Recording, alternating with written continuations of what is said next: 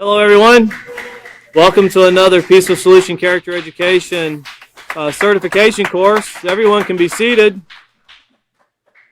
Of course, you'll be turning over into your student or your teacher's handbooks. To page LP7C, and we're in the acceptance unit once again. That's the second unit of the 5 for the junior high series, and we're continuing on in this, so we're drawing close to an end here, but there's a lot left to put together before we get into the next unit. And this really brings this unit together of the things we've covered thus far, and we'll rehearse a little bit more tonight, going back in and looking with how what we've covered thus far connects to where what we've covered and what we're covering now, because that's important in building up and where we're going. And if you can imagine the Peaceful Solution as a journey, and imagine like you're going down the interstate, and there's signs, and there's bypasses, and there's detours, and there's things that you have to go through to get to where you want to be, and the end result being positive character.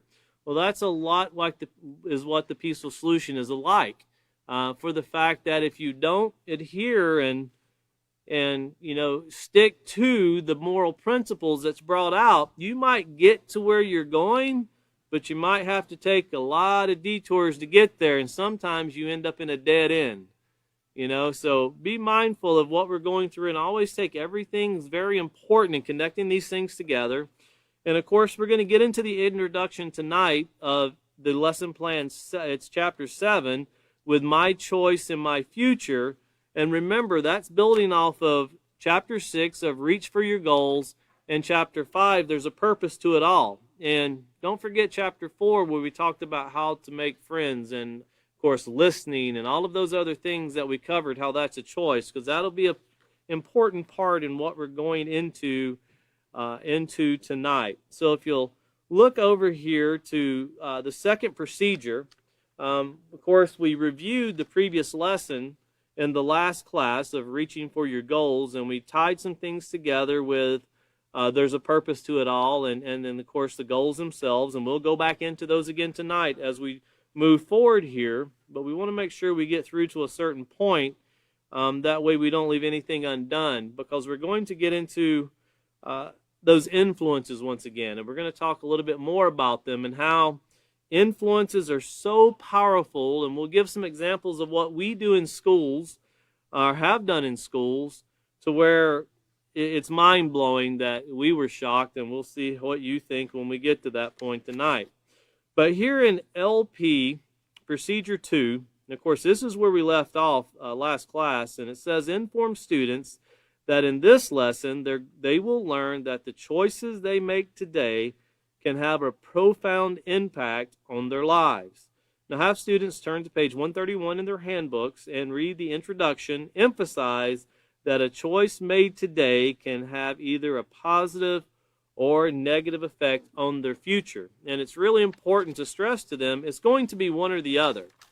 It has to be positive or negative. It's really hard to make choices in life and it always be neutral. It doesn't work that way. For every action, there's a reaction. And it's very important what we pay attention to and what we listen to and what we adhere to. There's many sayings in the society today that tend to stick in the minds of people, and I hear them a lot when we go into schools. And one of the most popular ones I think I heard was one of Mark Twain, where he said it's easier to fool somebody than to convince somebody they've been fooled.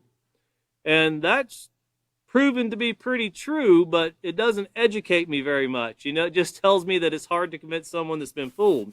Well, the goal of the Peaceful Solution is to leave you with sayings that really stick in your mind to where you can actually make decisions. They can be decisive. They can be building. And if you look here to the very top of page 131, it says, everyone makes choices every day. Make sure you can live with your choice for the rest of your life. And that's something, if we could get that into our minds every day, that the people we encounter make choices, we make choices, and when we interact with people, we actually make a choice on how we're going to react to the person that is conducting themselves in one way or another with us, whether it's positive or negative. We're going to have to react. And even if that means just walking away from a situation that's becoming very intense, you still had to do something. So keep that in mind. If we could get that into our minds that everyone makes choices every day, and make sure you can live with the choice, with your choices for the rest of your life, because that's pretty much what we're stuck with. There's no, as in these video games, there's no restart. There's no, start over. It didn't work out. We'll try it again. No, we get life. We get one life, and we got to make choices, and we got to make the best of it. And we want to make sure that every day we contribute to the benefit of someone else. And if we can get to the end of every day and know that we've lessened bringing down people, and we've increased helping people, and every day we work towards that goal, then we can become a better society just by these very simplistic sayings at the Peaceful Solution. These thought clouds are there. They're important because these thoughts lead to our feelings, which govern our actions. And it's important that we process them that way. But chapter 7, once again, my choices and my future. Here in the introduction, it says, every day you, or you can put we, every day we make choices. These choices can come in many forms. Some choices are simple. For instance, deciding what t-shirt to wear to school. And you think about these choices we make, and what choice might be simple for one can prove to be very difficult for another. And I can give you an example. I had a friend who passed away about a year ago who was a diabetic. And he loved sugar. He really loved sugar. And he knew that he should not eat a lot of sugar. For me, not being a diabetic, I kind of just readily eat. I don't think about what I'm eating. For him, it wasn't that way. For him, he had to consider everything that he ate, and he had to know that the food that he loved the most, cookies, ice cream, and things like that, wasn't as beneficial to him as they could have been because his body couldn't process all of it. And when you think about how some choices are just really simple for some, like, what am I going to eat today? Well, you can take that example of how you can have some people that might have health issues, phones that go off in the middle of class. Must be calling to see what we're talking about. But, these things where some have to really consider what they eat, and then you think about some people who have nothing to eat at all. So the choice is not very simple because there's really nothing there. And then some people, they have very little, so they eat what they have. But think about when you consider how some choices are simple, think about it on a global scale. Think about it, at least on a community level. Because when you're sitting in a classroom, you don't know who has food at home and who does and who don't. And we've learned that being in schools, there's some children that their meals come from school. We even seen that in Abilene during COVID when the schools shut down, not this year but last year, how they had to remain open their lunch cafeterias because that was the only place that a lot of students were able to get a meal. And you don't really think about that until you hear something and you think, wow, what seems so simple for some, just not so simple for others. But here, when you're reading this and we're talking about acceptance, make sure to always consider the examples you give, consider how it might be simplistic to us, might not be so simplistic to somebody else, especially when you're teaching an international class, where you're teaching, it could be villages in Africa or fractions in Latin America or things of that sort. Once again, what's so common, like electricity and running water, not so common in other places. So always remember that and try to gear your examples towards the class you're teaching.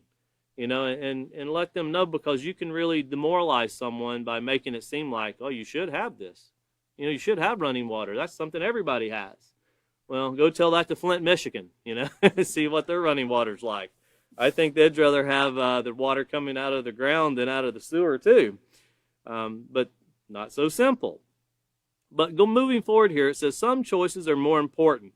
For example, a friend could ask you to skip class or shoplift as a shoplifting item just to see if you could get away with it. Now, think about that. So let's do it just to see if we can get away with it. Well, what's the options? We get away with it, it's like you steal the bike. Oh, I got a brand new bike. But you can't show anybody, so you got to go hide it. Can't tell your parents you got it. Don't want your friends to know you have it, outside the one that helped you steal it. That's not really an honest friend to begin with. So when you start taking these things and doing things that, well, if we get by with it, we got to hide it. Well, what if we don't get by with it? Well, then we're going to get in some legal trouble. So best case scenario, what you stole, you need to hide and not let anyone know you have it, right? Well, eventually, you always get found out. Always get found out. Even if that means stuffing $500,000 in the wall somewhere, a plumber will find it. We've seen that in the news here recently, too. And, people don't come very readily to claim who put it there, but, everything eventually gets found. Everything eventually comes to light. Even, the biggest thing with Jimmy Hoffa. Where's Jimmy Hoffa? Well, who knows really, but I'm sure that'll come to light one day. But these are things that we see in society. We see everything eventually that you think is hidden and put away over time, and it could be beyond a person's life. Eventually it shows. So we want to be remembered for doing positive things, not left in the history books for that's the thing he did right there. But continuing on here with the shoplifting and trying to see if you get away with it, well, notice some choices can mean the difference between life and death, such as experimenting with drugs or alcohol. In the fentanyl that Catan and William has talked about in their classes and going through parts of this book, and how deadly it is. And anybody can see in the news today the enormous amounts of fentanyl. And I seen in the news just the other day where one bust of fentanyl, they said, could have killed every person in the state of Texas. That's a lot of drugs, you think. But when they showed it on the table, it was like that wide and that deep and about that high. And that right there could have killed every person in the state of Texas? That's an enormous amount of people. And you think about people that experiment with these things and they take a risk. Well, what's the benefits?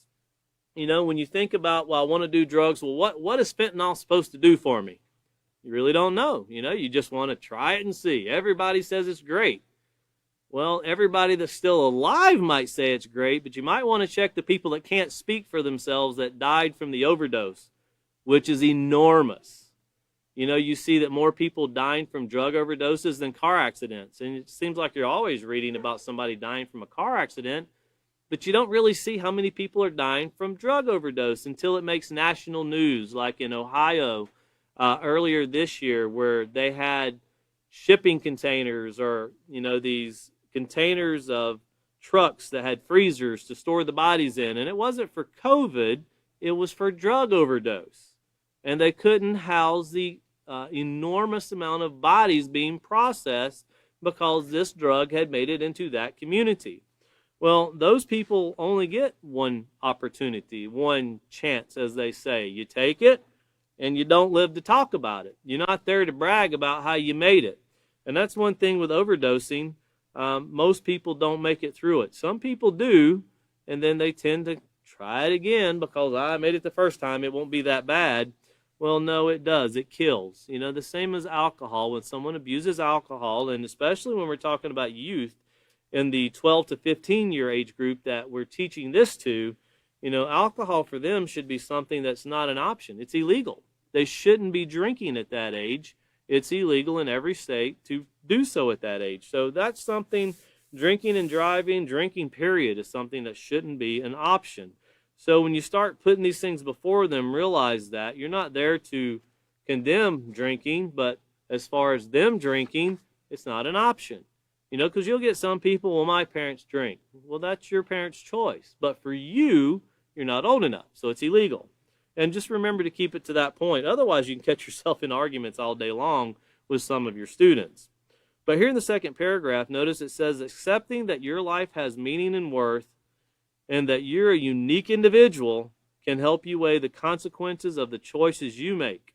And remember, we went over that about having a purpose. And where there's purpose, there's value. That was in chapter 5. And how you can contribute to your community, you can contribute to society, to your schools. And remember, it also told us that we need to find out where we fit in. Let me give you that page number real quick so you'll have it instead of just telling you. Helping others, value and worth on page 88. So that's for your notes. And it says there's countless ways you can assist others in your community. However, it's up to you to educate yourself about the relevant issues in your area. And that's where we're talking about having having this purpose and these choices that we make, we can contribute, we can help, but we need to know where to fit in, what to do, and what benefits the community. Just doing something doesn't really mean there's a purpose to it. If somebody mows the yard and you decide the next day to go mow the same yard, that doesn't really serve much of a purpose. It might have been your goal to mow the yard, but if you mow the very same yard after it was just done, that doesn't benefit very many people. In fact, it becomes wasteful. So, we want these realistic goals, as we talked about also. But notice here, continuing on, it says, having a purpose and realistic goals will enable you to withstand many negative influences. And, of course, having a purpose, look back over to page 87. Page 87. And always remind your students, you can ask them, but remind them, what exactly is purpose? What does the peaceful solution define as you having a purpose in your life? And then reread it to them again and go over it continually. This, value, imitate, practice. This repetition is what gets it in the minds of our students. That's how people learn to do things, is through practice. And on page 87, notice once again it says to have purpose in life means to have a positive direction in which to grow and mature. Knowing your purpose helps you to know what you want to do with your life. But we're talking about from a positive, aspect here. And notice the second paragraph, it says, unless you understand that your life has purpose, you can easily dismiss the effect you can have on the lives of others. And that's one thing that we can never do as teachers, is dismiss the effect that we can have on the lives of our students. We can do that in a very positive way. We can do that in a very negative way. And when you think about even schools, you also have to include the teachers and who they work with. So the employment, the work areas there, the workforce. And you consider how a teacher doing things or saying things negative can affect the minds of the students, can affect the minds of their co-workers. Bullying just doesn't take place amongst young people. It takes place amongst all aspects of life. All age groups fall victim to this, sadly, this negative character trait of bullying and degrading others, which is not something we should ever practice because it takes away from the purpose someone could have had. And, you can demoralize someone to where you can derail them, so to speak, just like a train is derailed to where they were heading and they were doing so well, and then you say something and they just totally give up on the goal that they had, which was realistic, but the determination was kind of put out, the flame, so to speak, from negative commenting or negative abuse, bullying, to the point they just give up. And then some people just give up because they don't feel that what they're doing is benefiting anyone around them. But teaching character education is something that you don't teach it today and see the results at the end of the, let me see what we got now. You don't get that overnight. You get it over a period of time. And that's why, remember, when we started with the purpose in the very beginning of the book and our purpose and objective, we determined how well this is affecting our class by the change of behavior, the behavioral changes that take place in the students or in society. And then we know what to go back and rehearse a little bit. If we see something's lacking, we go back and we rehearse that part. Well, that's the purpose of the teacher, and the goal of the teacher is to bring about this positive character through this education. But continuing on here in that paragraph on page 87, the second paragraph, it says, without an appreciation of just how significant you are to your family and friends, you might begin to feel as if your life has no direction or value. Never think of your life as meaningless, unimportant, or useless. Well, why shouldn't I do that? Well, think of the things that a person can accomplish. And there's a lot of things where you can find, you don't really have to go on the internet. The Peaceful Solution has a very wide spectrum of teachers that have went through many things in their lives. And you'll find many adults, young adults, teenagers, that can actually vouch in the Peaceful Solution, which we have a large group of teachers in the Peaceful Solution through many different countries. And speaking with them, you learn a lot about people's stories. But there's people that have been pushed to the end, people that have been pushed to where they were put in solitary confinement for years for choices that they made through the lack of education or the lack of someone explaining, for them to turn it all around and to help thousands of people. There's people that were once drug addicts. There are people that once had no hope, but they were able to move past these things and to help others and understand what you're going through. One thing we have in the Peaceful Solution is someone suffering from a challenge. Odds are we have teachers that have been through it and moved past it, and they can actually help someone and kind of empathize with that person and what they're going through and how they can be someone who can tell them, you can do this, I know, I did it. You can do it too.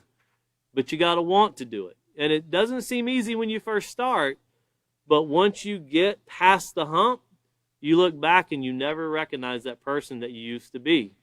You look back at that person and think, man, I can't even believe I was that person. When before that, you could never believe you could be a great person, a positive person, doing positive things. Everybody has that potential, and we got to remind each and every person that they do have that potential, and getting over that hump is where we're all trying to go. And sometimes that hump seems like you get, the little engine that could, you get to that top and you come back down. You get to that top and you come back down. Eventually you have to set your determination to where you get over it. And whenever you start looking around yourself, one thing that can help you is when you truly care about people and you start looking around and you see all the people you're hurting or you bring down with you, and you start seeing the pain you can cause in someone else's life, sometimes that can be enough to help people to get past it. Sometimes people are lonely and don't have anyone, and they have a harder time fitting in. Students do that too. Some people are very introverted. They don't really get along with a large group of people, but by themselves. I knew a person he was pretty much an introverted person, but he was a great teacher. And put him in front of a group of people, one of the best teachers you could ever see.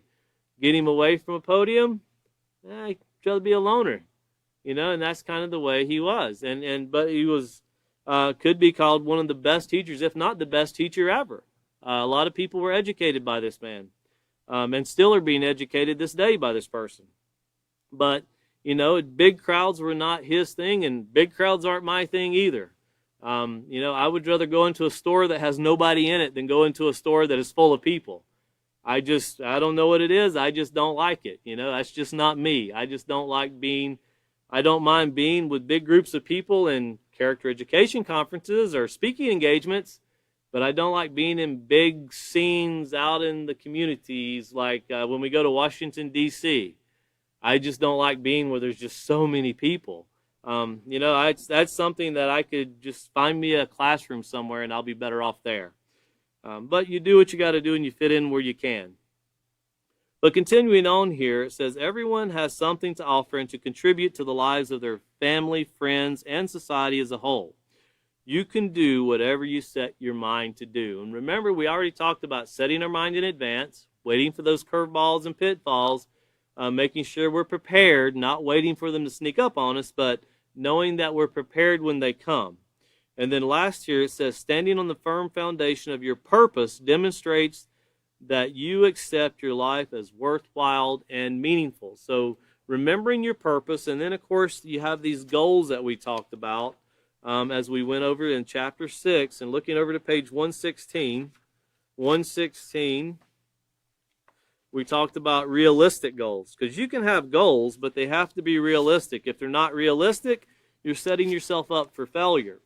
It's like somebody that's, it'd be like, I'll use myself as an example. It wouldn't be very smart for me to go, I think I'm going to go run the New York Marathon tomorrow.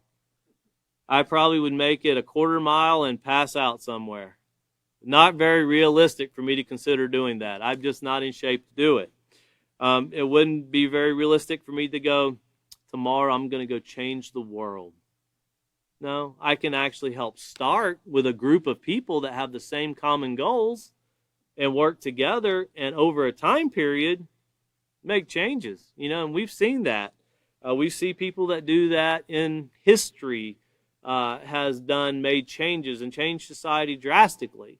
When you think about the light bulbs that are burning, the concrete that the foundation is set on, or the steel beams that hold up the building.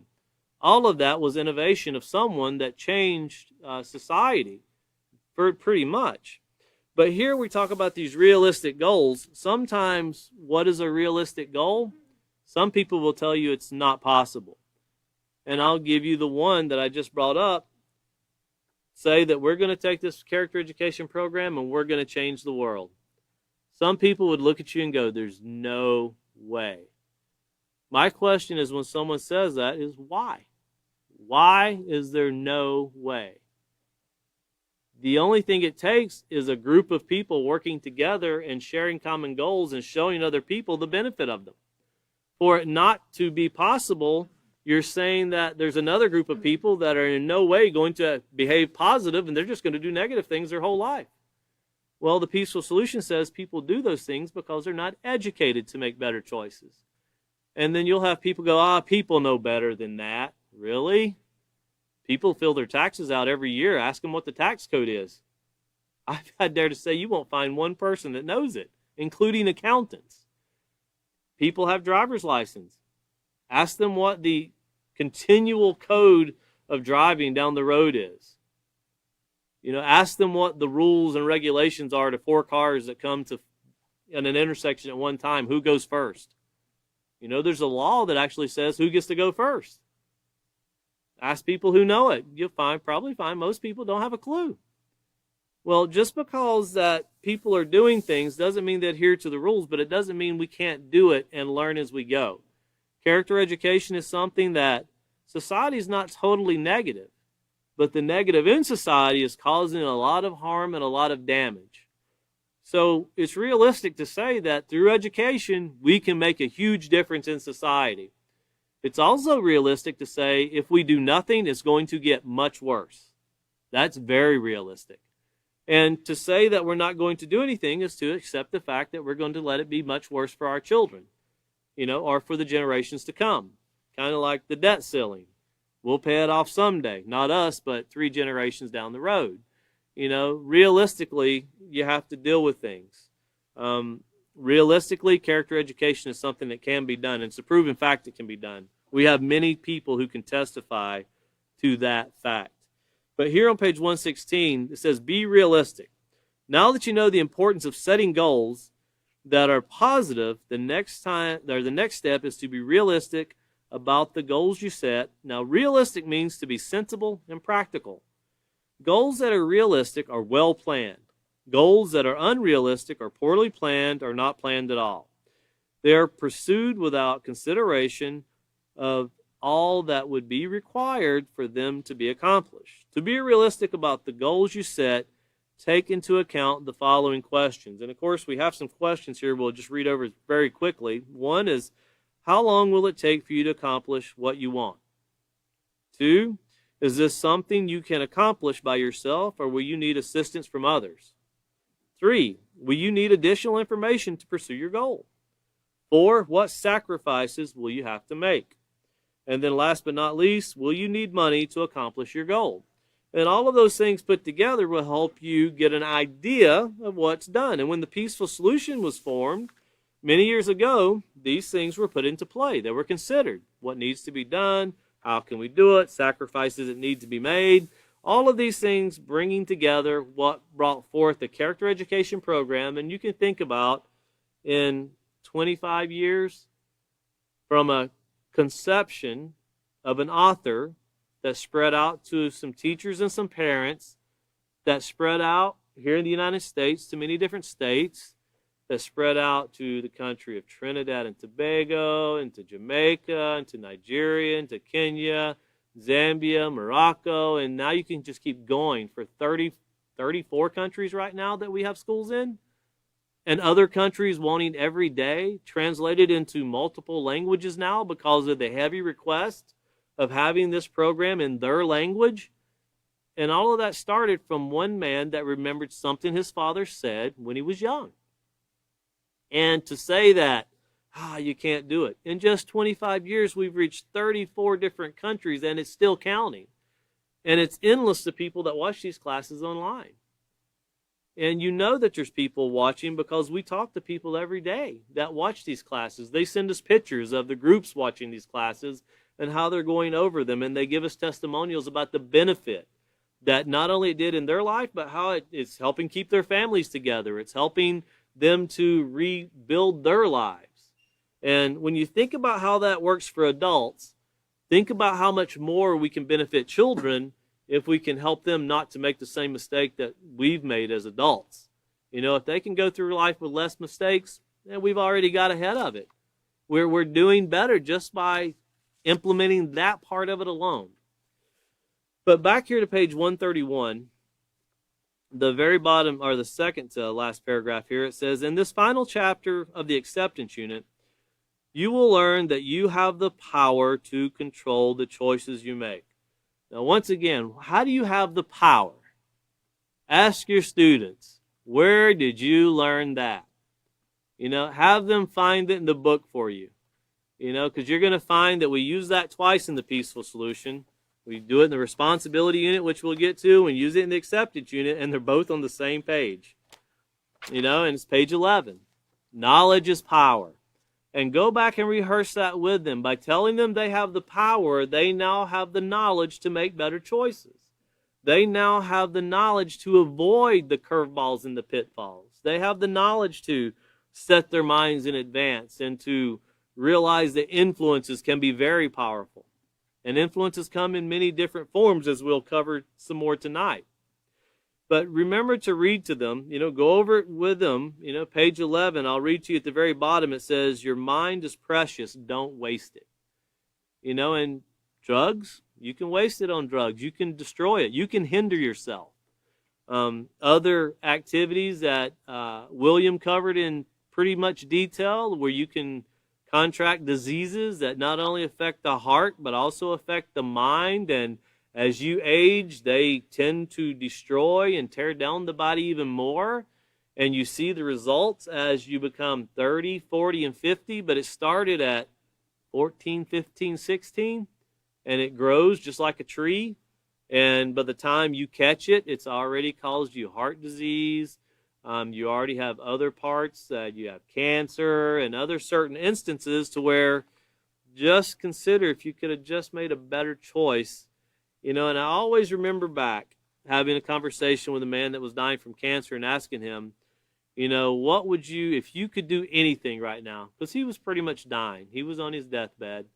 So if you could do anything, what would you do? And he said, I'd like to go back and know what I did that started this. And I thought, that would be amazing if we could take people back to the choices they made and show them this is where it started. You know, and then you think, is that possible? It is. When you can, science proves this, that choices people make lead to certain ailments and diseases in their life as they grow. This is not just a statement, it's a scientific fact that the author of The Peaceful Solution has spent endless years explaining and covering in detail and telling people these things that don't seem so important when you're young seem very important when you're older. And you can save people a lot of heartache and a lot of detriment just by helping them, giving them the knowledge. If you don't stick your finger under the saw and pull the saw blade down, you won't cut your finger off. But if you stick your finger under that saw blade and you pull the handle and pull the saw blade down, you're going to cut your finger off. That's the same way as making other choices that lead to teenage pregnancies, STDs, overdose, drunk driving accidents. It's the same concept. And people have to learn to take it that serious. But when you're young, you're never going to die. You're going to live forever. And then as you get older, you start realizing there's a lot of people I knew that died. That's if you made it through. You know, because there's a lot of people that I can think of that I went to school with that never made it to 20. They died fairly young, which is 20 is really young. You know, and that's a sad fact because you never know what they could have had the potential to do. But here on this page 11, Knowledge is Power, once again it says, take your education seriously. Is another way you can demonstrate that you are a unique individual with moral principle. Well, taking it serious, does that mean listen intently? Does that mean just taking lots of notes? No, well, it does mean listening intently. It does mean taking lots of notes, but it means implementing what you've learned. Knowledge is power, and when it's put into use, it's wisdom. Knowledge that's never put into use, well, if you know it's wrong and you do it anyway, you fill in the blank of what word you would use to describe yourself. I would think it's not a very positive word. It's not an adjective you would want connected to your name in a description because you knowingly did something that caused you harm. Well, back here on page 131, it says, what bearing will your choices have on your future? And have your students to think about that. We need to think about that. I don't care how old you are. If you plan to live another day, you still have a future. So ask your students this. Get their minds thinking. Just don't read over it and let it go. Get them thinking. Have them give you feedback. And notice it says you can determine the answer if you apply what you've learned in the Peaceful Solution Character Education Program. And life can drastically change in a matter of seconds. And things that are important change with age. Whenever you're in school, making the basketball team, making the football team, making the track team, being part of the group that does the math challenges, or you're in political science and you go to the debate team and things like that. That can all be pretty interesting when you're in school. But once you're out of high school, nobody remembers how many points you scored at the basketball game or the record you held at the football team. In fact, there's a running joke about the high school football guy that's 30 that won't get out of his high school days and still wears his leather jacket. He had more of a purpose than doing that. And you just need to live up to that purpose. And you think about, it's kind of a funny thing when they say that, he's still living his high school days. He hasn't got out of it yet. There's a lot of us that can still live in our high school days without a leather jacket. We're just not making better choices. We're still doing the same thing over and over and over again. And we're expecting a different result, but we're not getting it. Well, why? We haven't changed the way we're making decisions. We haven't applied the things we've learned to put an end to the negative things. With that in mind, turn back over to LP 7C. We're going to move on to the next procedure, which is procedure 3. And once again, take the time to go through that introduction with your students and engage them, talk to them. When they give you a definition, make sure what they're giving you goes back with what the book says, because it's important to build upon these specific meanings, these specific tasks. It's important as we move forward. You'll see how they all tie back in together. Not just in this book, but as we proceed through into the next book, which is self-control, and then respect, and then on to responsibility, it will all tie together. Here in procedure 3, though, it says, explain to students that everyone has the power to choose their actions. That's really important. Everyone has the power to choose their actions. Now, in saying that, that means you're not going to be able to look and say, well, so-and-so made me do it. I wasn't going to do it, but they made me do it. No, we all have a choice. Just like we went over listening was a choice, everything we do is a choice. And when it fails, we're going to have to live with that choice. If it succeeds, we gladly live with that choice. But notice here it says, however, their choices can be manipulated by external influences. Ask students for some examples of influences. Answers might include television, movies, songs, actors, singers, family, and friends. Stress that some influences are positive and some are negative. A positive influence would be someone they admire because he or she possesses a moral character and who influences them to do well in school or to choose a specific purpose in life. An example of a negative influence would be someone who influences them to use drugs or other substances that can harm them physically and mentally. Stress to students that yielding to negative influences can have a detrimental effect on their future. Detrimental meaning very negative. It can destroy. It can alter. It can really hinder it to the point to where you can't make a change. Like cutting that finger off, you're not going to get it to grow back. It can be very difficult. We'll have students turn to pages 132 to 135 in their handbook and read the section entitled Influences Are Everywhere. Discuss with students some of the influences they have in their lives. Now, turning here to page 132, and we're going to discuss some things that I found was very interesting as I went through this, and we'll read a little and then kind of show how there's some things that are just programmed in our mind. And we don't need words. Sometimes we just need pictures. And that can actually tell us the whole story. So starting off here on page 132, it says, an influence is anything that affects the way we think, our interactions with others, and the choices we make. But as we learned in the character unit, you can also remind them it has the ability to change the way you think, the way you feel, and the way you act. And remember, that was on page 60 of the character unit, so you can have a reference for that. Continuing on, it says, whether or not you are aware of it, you are constantly being bombarded by various influences. Every time we turn on the TV, we are being influenced by the shows and commercials that we see. I want to read you something here that I had to print it off, and was really interesting to me, what was said and the information they give. And one thing I found, I just Googled U.S. spending on advertising in 2020, which that was supposed to be a very down year because of COVID. And it says it was calculated that the total advertising expenditure in North America for 2020 was right at $250 billion. That's businesses spending money to get you to come spend money. $250 billion. Due to the impact of the coronavirus on the industry, the spending decreased. However, it is expected to rebound to $300 billion this year, by the end of this year. $300 billion, and that's just in North America. That's Canada, United States, and Mexico.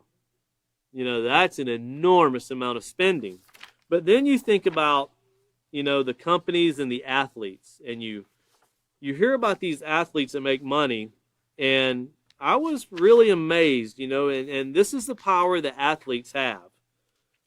For example, I'll read to you, and I'll read their names, and this is not to endorse them. This is just to show you how powerful influences can be in advertising. The number one moneymaker, his name is Conor McGregor. He's a fighter. He actually only made $22 million fighting, only $22 million. In advertising and endorsements, he made $158 million. So he made $22 million for his profession, and just using his name and getting out there and holding something up and talking about it, made $158 million just off his name. Cristiano Ronaldo, who's a very popular soccer player, actually made $70 million for playing soccer. He earned another $50 million by allowing his name to be put on shoes, shirts, holding Coca-Cola up and saying he drinks Coke. That was very interesting that someone can make $50 million just by doing that. Another very popular person, LeBron James, made $96.5 million. This is 1 year. He made $31.5 million for playing basketball. I used to play a lot of basketball. I never made a penny. I could not imagine making millions to play basketball. But he made $65 million in endorsements. So literally $65 million, and there's a lot of repercussions that you'll see in the news coming toward him and other people that use Nike products, who's paying them a lot of money due to they're saying that the workforce is very oppressed. So you'll see a lot of implications, and it does seem odd that, because when you think of Nike and endorsing LeBron James, you don't think of Nike when you say basketball. You think of Air Jordans and that, which is much more, which I didn't even look up Michael Jordan's brand in Nike, which is very profitable. But then I looked at people like Roger Federer, who is a very popular tennis player, and he pretty much took the year off. He only made it was $300,000. Took the year off. I think he got paid for an appearance at tennis tournament and played something. $300,000. But he made $90 million in endorsements. just by holding up that tennis racket, using that certain ball, wearing that certain shoe, made $90 million just by lending his name out there because he connects to something. And then there's other basketball stars and so forth that, another one, Kevin Durant, made $31 million playing basketball, but made $44 million letting his name be used on stuff. Drinking that certain drink, eating that certain yogurt, doing that certain thing. People look to them, and that shows how powerful the influence is by these sports athletes on the lives of youth or adults that buy things. When you can pay someone $50 million a year just to make sure you wear that name brand shoe, and then think about Nike itself. Do you really, when you see Nike, do you have to see the word Nike? Is it just a swoosh symbol you have to see? And when you think about the power of influence, if I was to tell you, in the United States, we have two major hardware stores where you can buy lumber. One's orange, one's blue. Do I really have to tell you one's Home Depot and one's Lowe's? You really can identify them just by the color and what they do. And when you see an Amazon box, do you need to see Amazon, or you just need to see that logo that comes up the side? And then you hear, well, that delivery service, I use the big brown truck. You immediately know it's UPS. And then you have companies like, and they do it to show the power that they have of their brand. Doritos has recently, in the last 2 years, come out with commercials where they brag, we don't have to tell you who we are. All you have to do is see what we make, and you know who we are. And all they do is show the shape of the chip. And they brag about it. That's how powerful we are. We can actually do a commercial and never even tell you who we are, but you're going to want what we're showing you. And when you think about the influences that these people have that generates this enormous amount of money, like Apple, everybody knows that when they see it. There's other logos that when you see it, you immediately know who they are. When I see a globe and two olive branches, that's Peaceful Solution for me. I immediately know what that is. When I see it on a piece of literature, when I see many advertisements going through all the world, commercials being made, when I see that, I know it's Peaceful Solution. And there's other things that you can see, symbols that you identify things with as positive or negative. There's symbols that I see that I know is negative. I want nothing to do with them, just from the symbol I see. Sometimes you can drive by and see that symbol on a building, and nah, it's not for me. Or, hey, that would be interesting. But when you think about these things and the power that they play into the mind, and then you start thinking about music and how powerful music is, and then you look at what took place recently in Houston, to where here you have a concert going on, people being trampled to death, the concert's still going on, and you still had this trampling, and everybody's wondering, well, how did you have all these people get trampled? People died, but the concert never stopped. It just kept going. So what was the atmosphere like? Must have been totally chaotic to begin with. It kind of lets you know that when the people on stage don't realize there's a huge mess going on out there, what was going on must have been pretty chaotic to begin with. And you start thinking about how music makes you feel, and you can hear a song and it takes you back to a memory, especially once you get older and you hear a song you haven't heard in 30 years. The amazing thing is you can still remember every lyric of that song. And it's been 30 years since you heard it, or 20 years since you heard it, but it still sticks there. Well, that's a lot of influence that we don't realize how important and how easy it is for that to take place. But once again, an example we like to use, when you hear a song that you haven't heard for 30 years, 20 years, 10 years, but yet you can remember every lyric to that song. Well, how did you do it? Constantly playing it, singing along with it. Back when you used to get the cassette, you could open it up and read the lyrics. Now you go online and print the lyrics off, and you do it over and over and over. Well, that's how we get positive character too.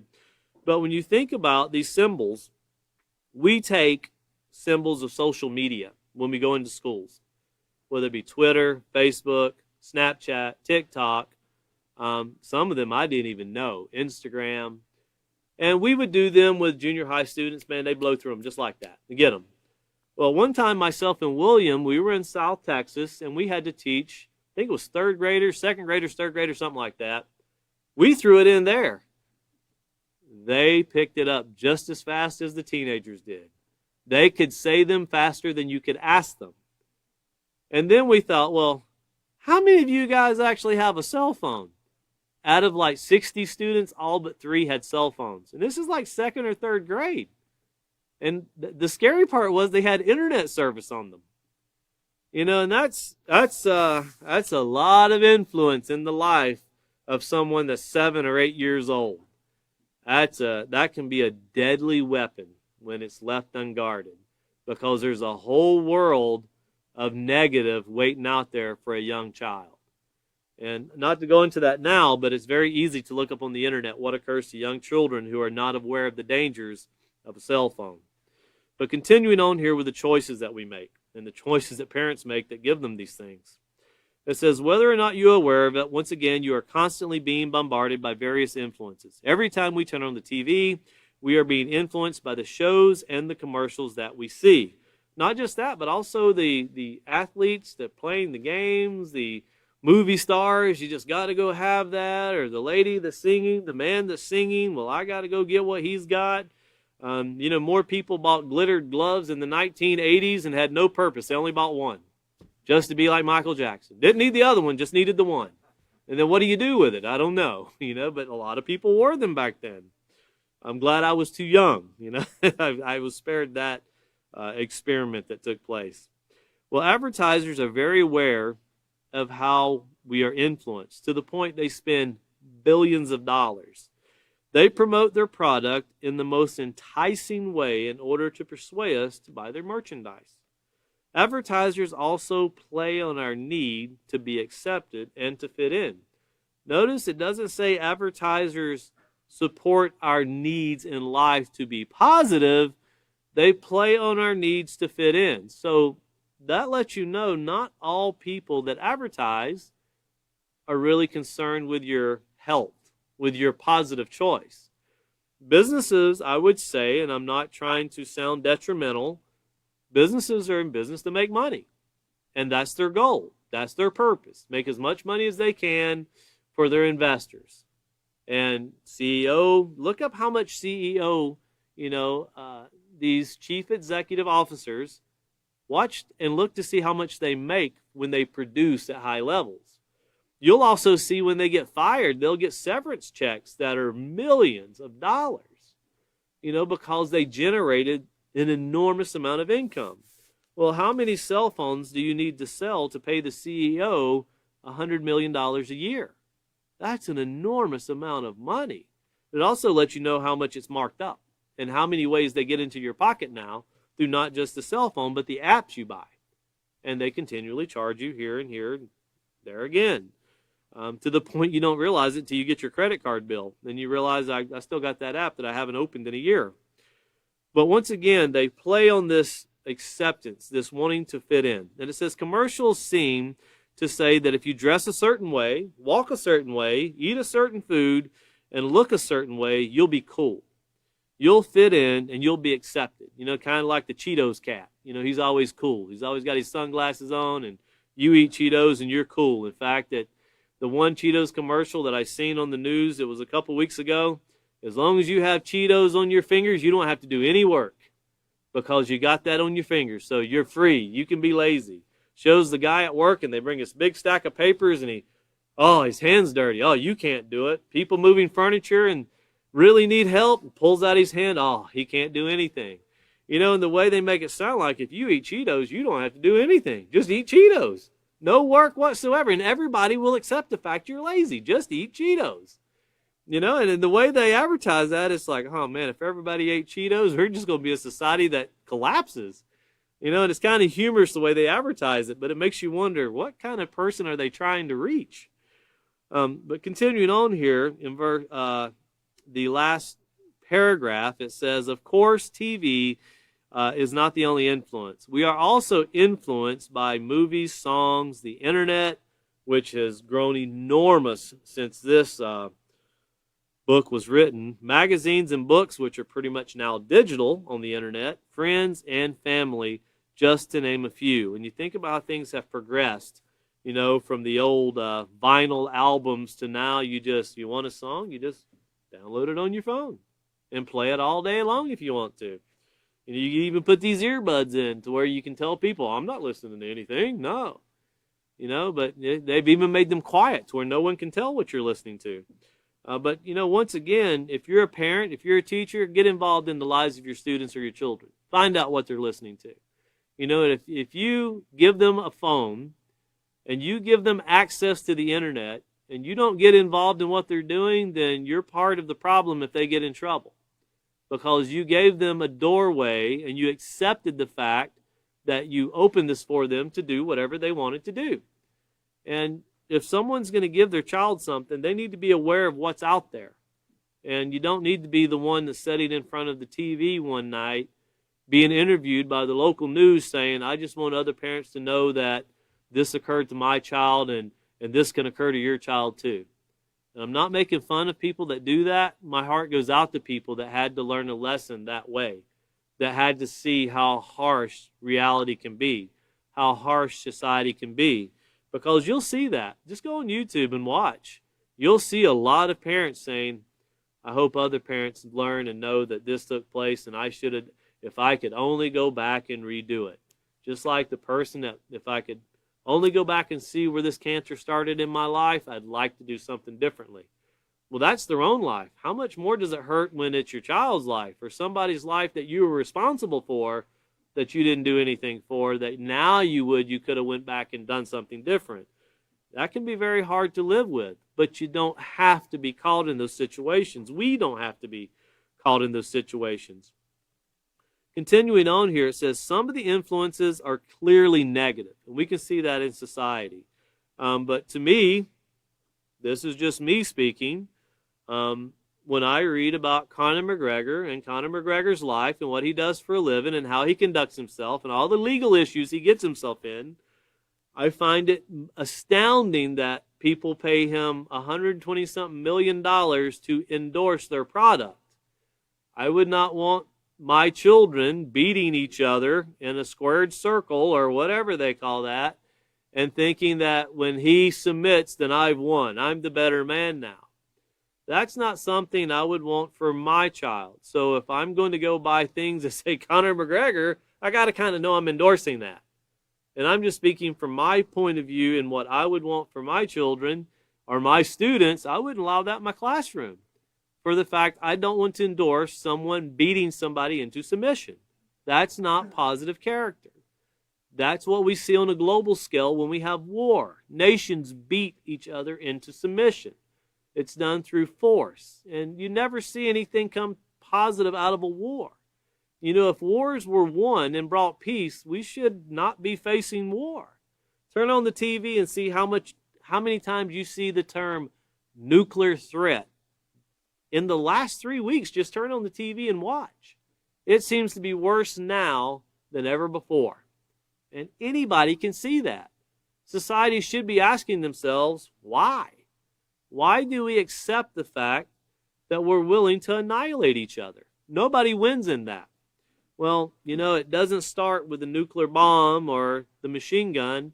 It starts with saying, it's okay if my children beat the snot out of each other. That's okay. No, it's not really okay, because we covered in the character unit where children have suffered to the point of a child dying by re-imitating wrestling moves they've seen on TV. That's the reality. They think it's real, but they get up and walk away. No, it's not really real, and professional wrestlers really die when something doesn't go right. And they're supposed to be professional actors, but young people don't know that. And then, they get to the point where this is real, that's what I want to be. Why? Ask them why. What's the purpose? What's the goal? How does that benefit society? Well, notice here it says, regardless of what form they come in, these influences, it's up to you. That's very important. Underline that and stress that to your students. It's up to you to determine how these influences affect you. If you're a teacher or you're a parent, it's up to you to control the environment. When I say control, I don't mean, through some kind of anger, but control through what you allow. And think about it this way. If you're going to allow your child to view something on TV or to listen to something that would be detrimental to their character, what's the difference between doing that and letting them do fentanyl right in front of you, or letting them drink something that's full of poison? What's the difference if you're allowing them to watch or do something that could actually cause them harm? There's really no difference. We can justify it by saying, well, nobody really got hurt today. But what occurs when you buy your son a 9mm and he goes into school and he shoots it up? Well, we find out now that the parents get arrested too. It's not a very pleasant thing. Well, notice once again, regardless of what form they come in, it's up to you to determine how these influences affect you.